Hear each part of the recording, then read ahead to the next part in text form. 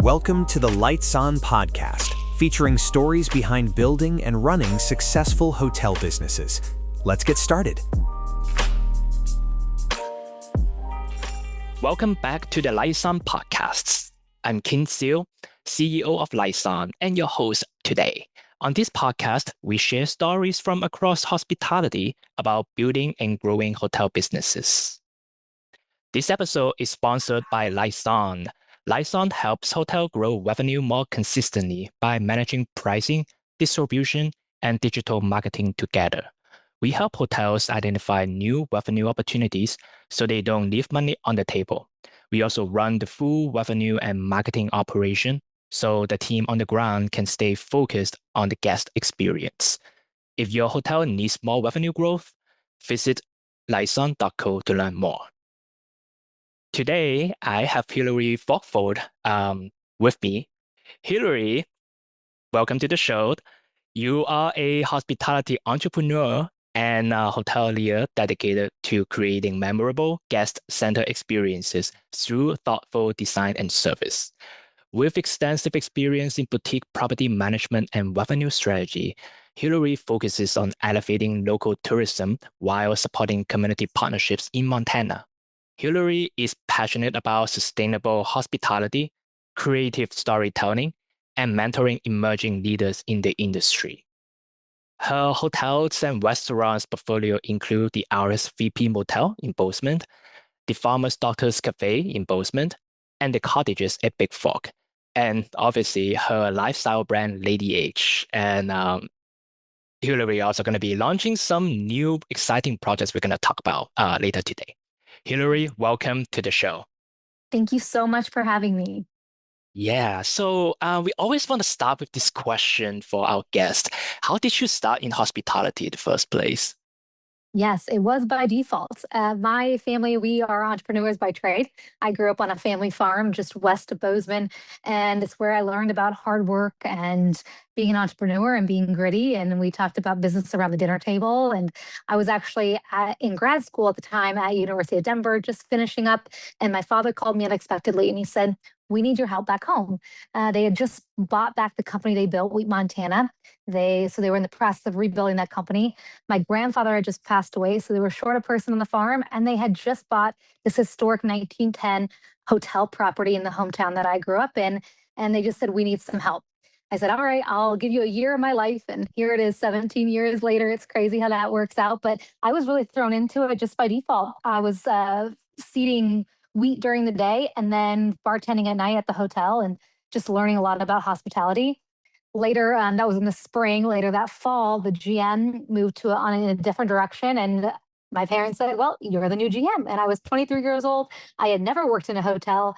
I've never managed people. I've never worked in fine dining restaurant, all the things. So I really just learned as I went, and sometimes that's the best way to learn. So we started that project off, the 1910 historic property, and it really cultivated my love for hospitality, for creating memorable moments for people, for just really creating story and brand building.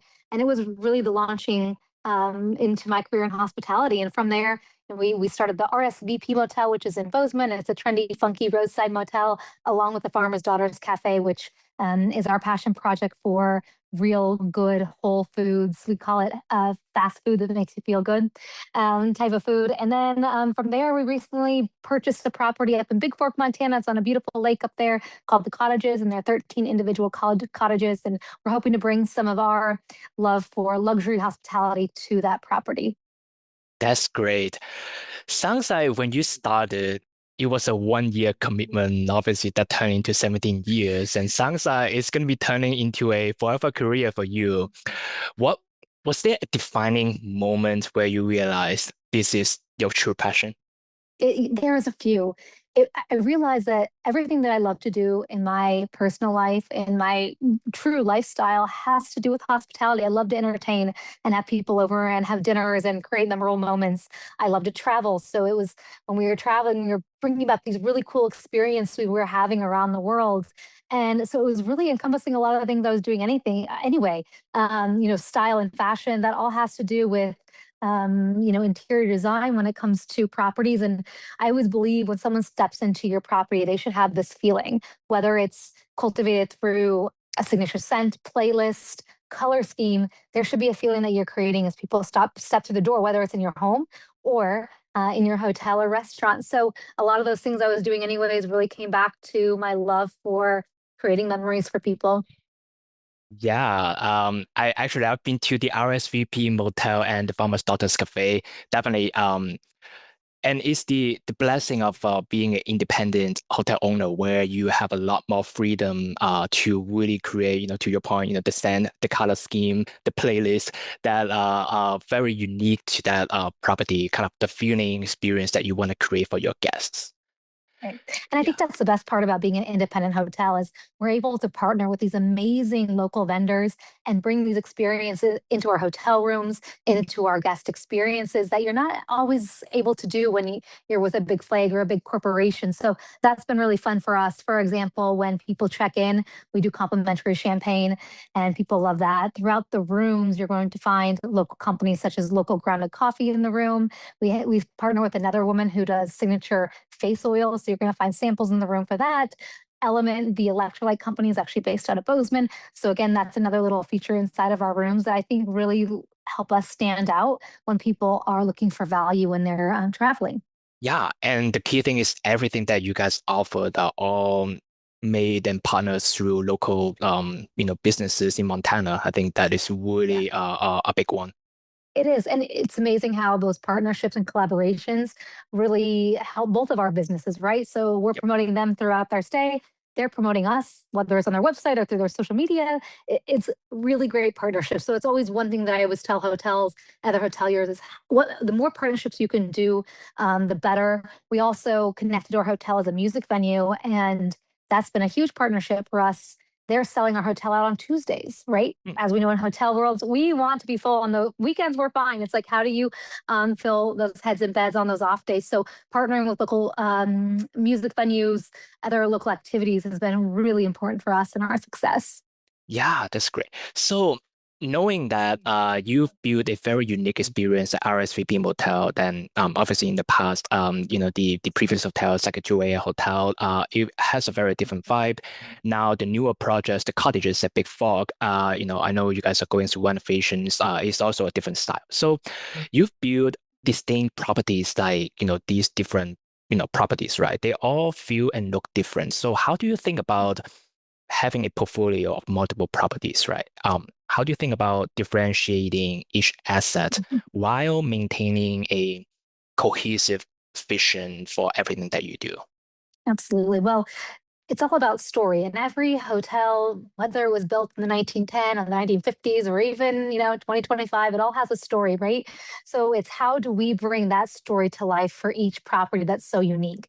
And the cottages up in Bigfork, for example, is just this beautiful nostalgia of going to the lake house during the summer. And it's like a hallmark town up there. So how do we really bring that feeling to people when they step through the door? This is going to be a quiet retreat where you can read and you can restore and relax, but at the same time have adventures on the lake or the river or up in the mountains. So every hotel has a story, and that's my job is to tell that story.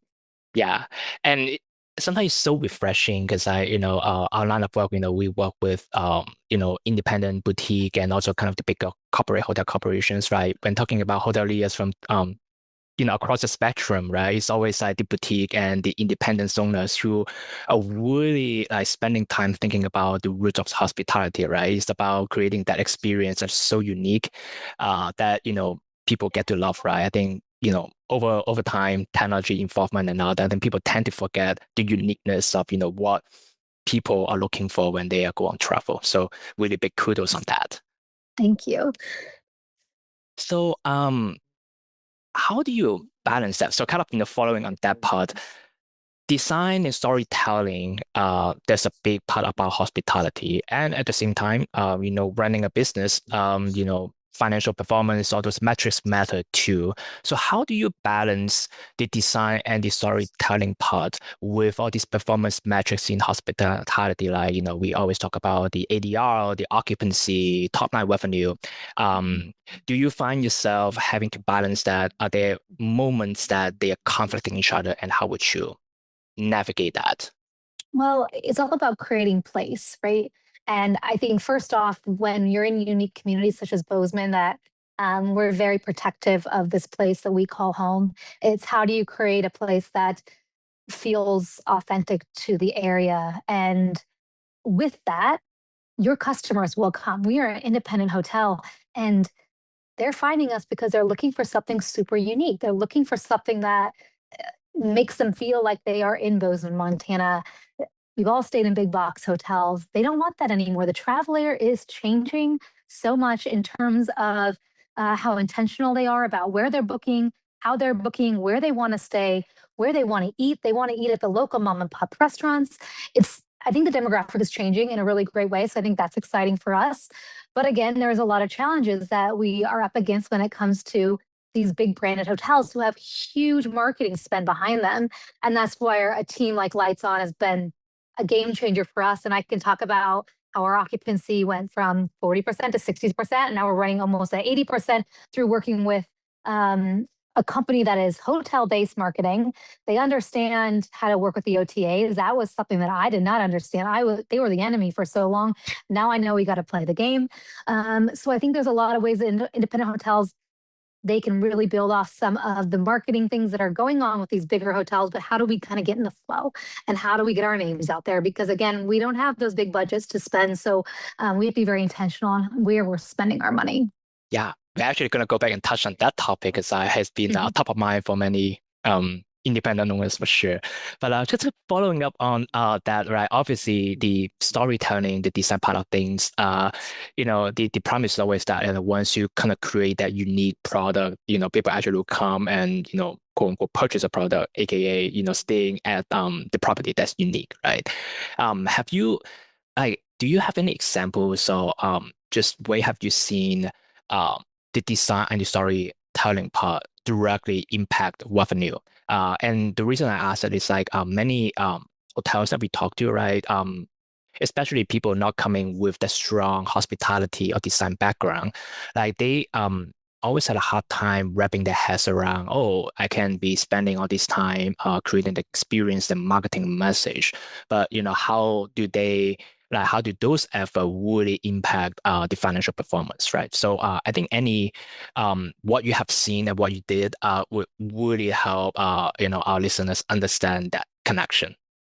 Yes, I think a lot of what we do is we tell our story. We're sixth generation Montanans. We are stewards of the land here in Montana, and we just want to see this place prosper. So I think it's coming back to your why. And every hotelier has a why. Why did you start that? Why are you starting this hotel? What's the reason? What's the story behind the location? What's the story behind the design? We all have that why. So it's how do we tell that story? And again, it's always coming back to your roots and coming back to what makes you excited about bringing guests in. What is the reason? And I think that's what we get to do as independent hotels that makes us so exciting and so unique. Yeah, that's great. That's great. Going back to what you just mentioned about OTA being the enemies, right? I think definitely many people think about it that way. So, and I think a few years ago when you were at some of the conferences out there, you kind of mentioned the same topic too. So I'm curious, if that has evolved over time, right? Just about direct booking, which we all know is the everyone wants to have more direct bookings versus the frenemy of OTA dependence, right? So how do you think about that turning from being scared of, well, I wouldn't say scared, but being like treating them as enemies to something that you learn to collaborate and work with and have good results? Yes. So when we started working with OTAs 17 years ago, I did everything I could to avoid them, right? That 18 to 20% is a lot for a small hotel. And those checks hurt to write. However, when we were really struggling big time with our occupancy at RSVP, we said we got to make some changes. And speaking to someone else in the hospitality industry, they go, you need to play the game with the OTAs. They have $1 million marketing spend on your hotel. If you can be at the number one top of their page at booking.com or expedia.com, people are they're going to book through Expedia, but they might go find you there and then go book direct with you.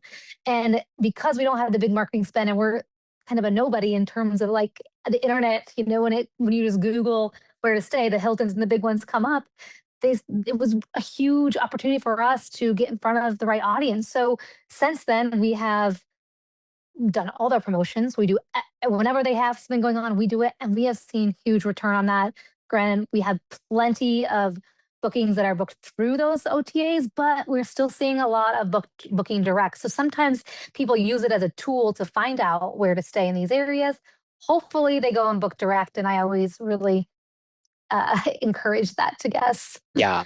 And especially, the other common challenges I heard from other independent owners is that, hey, they really don't like, the quality of the guests coming through OTs and things like that. But end of the day, we are human beings. When they are coming in and actually start getting to experience, your property and that unique experience, there's also the opportunity to really wow them and turn them into repeat guests in the future, right? Obviously, one strong ways of boosting direct booking is getting them into your email list, so that make sure that you start owning that direct guest relationship. So hopefully, you have ways to attract them coming back to the same property and stay again. And this time, they better be booking direct and not through OTA. And we've seen a lot of repeat guests that had booked through OTAs originally. They loved their stay and they're booking with us before they even leave direct. So there is some great opportunities, and I would just recommend play the game Yep. and pay the 20% Hey, and move on.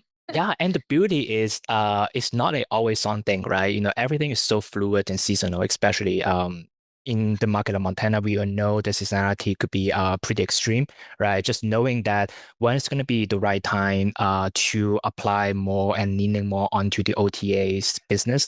And when the market is great, during the summertime peak season, there's a lot more to be done to shifting that traffic and business to web direct, right? So nothing stays forever. Just making sure that everything's in your tool belt has a place, and knowing when to use it to maximize, really, like, don't leave money on the table. And I think that's really important if people don't have a revenue management team, that you need to be looking at that on the daily, and you need to be turning off those OTAs when you get to a certain occupancy, because you're going to get the direct walk-ins versus you don't need the OTAs at that point. So I think that's huge for us in the summertime, knowing when to turn that on and off. Yeah, that's great feedback, great recommendation.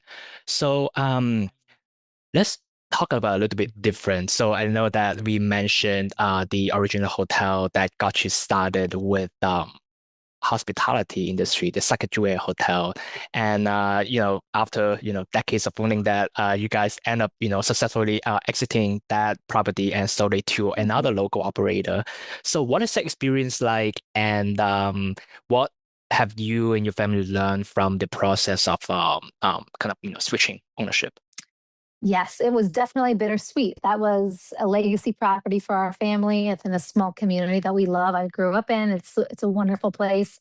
But we always said if there was the right owner or the right buyer, that we would have passed the baton, and the right person came along. And so that's now giving us some flexibility to do some other things. And I think that's the really exciting part. And someone asked me the other day, they're like, what are you going to do with all your free time? I go, you know what? I might take a pause and just take a breath. But also, there's a lot of opportunities that we can do within hospitality. That's not just necessarily brick and mortar hotels. Yep, especially getting to probably very soon we're gonna talk a lot about your exciting new projects as well. And obviously with the cottages at Bigfork is also a newer property that you guys acquired. Probably gonna spend a bit more time on that.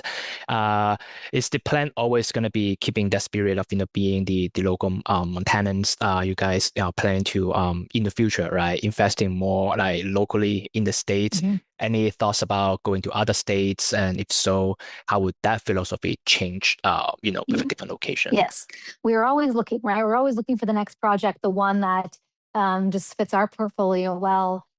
I'm not sure what that is yet, but we've been doing this for such a long time that I feel like we can pick up these type of businesses and do them again and again and again. And there's so much that we have learned, so many mistakes that we've made, that is just going to make the process easier and easier. So we're always looking for the next venture.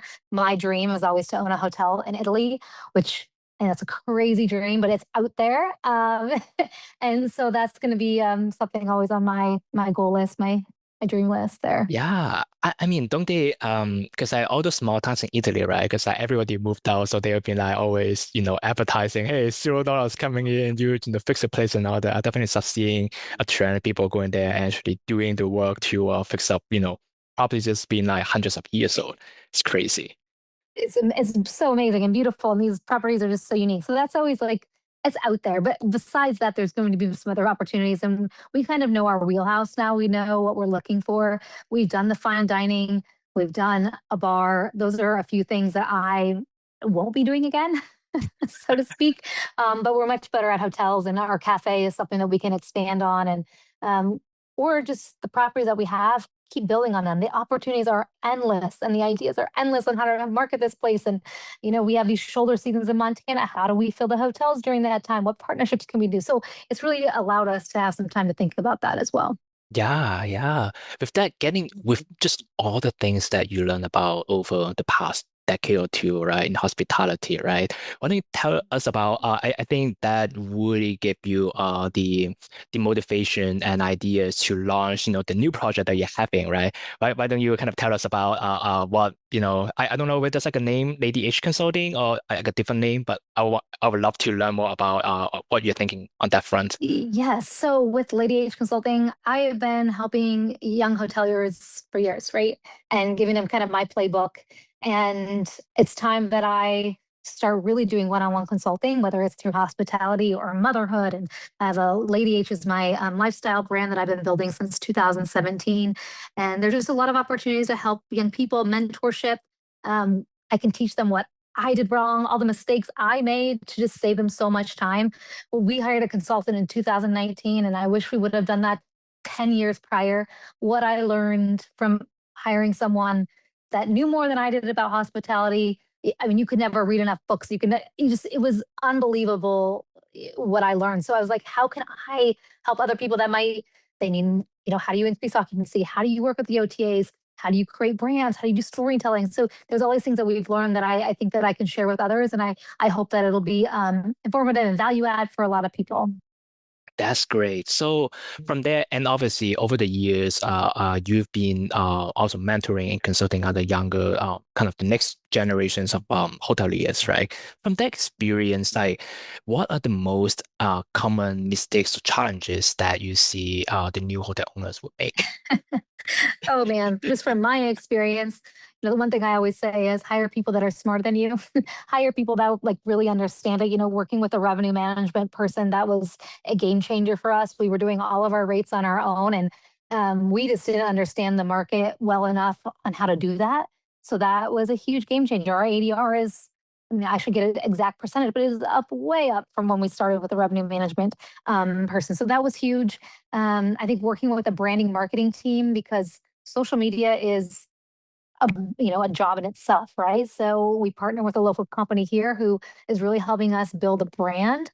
I think that's so important, especially in this day and age where there's so much noise on the internet, right? There's so many hotels out there. How do you stand out? How do you catch people's attention when there's so much noise?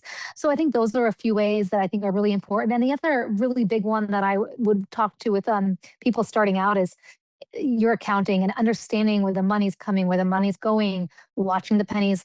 It's really important. I think it's just entrepreneurs in general is really having a good grasp on that. And 'cause I think that's what holds a lot of entrepreneurs back from growing is not knowing where the money's going. Yep. And I think you also touched on the other common challenges for other entrepreneurs, being an entrepreneur myself too, right? Is when you're starting from 0 to 1, knowing that you don't have that much resources or capital at your hand. And yet, at some point you need to hire out, finding the right people at the right seat to start that gate so that you can kind of really get to that next level of growth. How do you think about kind of that balance, right? Bootstrapping your business, limited resources, at the same time finding way to find the right people on your side to help you scale. How did you balance that? It took us a while to figure that out. I mean, I did mention we hired a consultant, and that turned things around tremendously. He introduced us to Lights On, and he said, we were using a local marketing company, which was great for like our bookings and our travel ads and Google ads, which they're wonderful, but they hadn't worked with hotels. So it's such a different market when a hotel is trying to put themselves out on Google and TripAdvisor. And so I think it's important to get the right team on board that understands that SEO and all those other metrics that, again, is a full-time job. And as an entrepreneur, we always joke when people walk through the door, it's like, who's your IT person? You said, that's me. Who is your HR? That's me too. Who's your marketing? That's me. So it's how can you offload some of those things to people that really understand it. And those are really good investments for your business. So knowing again where to spend the money, where, how to budget into these different categories that are really important, I think, for the growth of your business. Yeah, yeah. And speaking of that consultant, we also want to do a shout out of him, Alan Bamable. It's definitely one of the legendary in the industry. He's been in the game for such a long time, big heart, and he's been consulting with lots of the independent owners like Hillary, and this is kind of how we eventually got connected. So big shout out to him, and definitely he's just a legend. Great. So getting into the last question of the show, um, obviously we talk about the consultant Alan, but Hillary, I would love to find out any other mentors or really like figures in your life that really impact how you think about hospitalities and sharing their best advice that you got from them. Yes. Well, the first one is my sister, Haley. She's my business partner, and it's amazing to work with a family member because you're on the same page, you have the same goals. So it's been huge for us to divvy up a lot of the goals and or a lot of the tasks, and we both have our strengths. So it's really great to have that second person that really understands that. So that's been great. I think otherwise within just mentorship is finding someone within the community that really understands business or understands the community and how to build and how to bootstrap your way through it. We made a lot of mistakes, like I said, but we figured out a lot of marketing that we can do on our own around the community just to get our name out there. And the more partnerships that you can do, the better. And through that, you're going to find some really incredible mentors like I have. Yeah, awesome, awesome. Thank you, Hillary. So for everyone, we've been talking to Hillary Folkvord, owner of RSVP Motel, Farmers Daughters Cafe, the Cottages at Bigfork, and the Lady H Consulting. Hillary, where can people learn more about you? You can find me over on my Instagram page, is the best place that houses all of our businesses, and that's just at Hillary Folkvord on Instagram. Awesome, awesome. We'll make sure that it's going to be on the show notes. All right, Hillary, thank you very much. Great conversation today. Great. Thank you for having me. Thanks for listening to the Lights On podcast. We'll see you again next time, and be sure to click subscribe to get future episodes.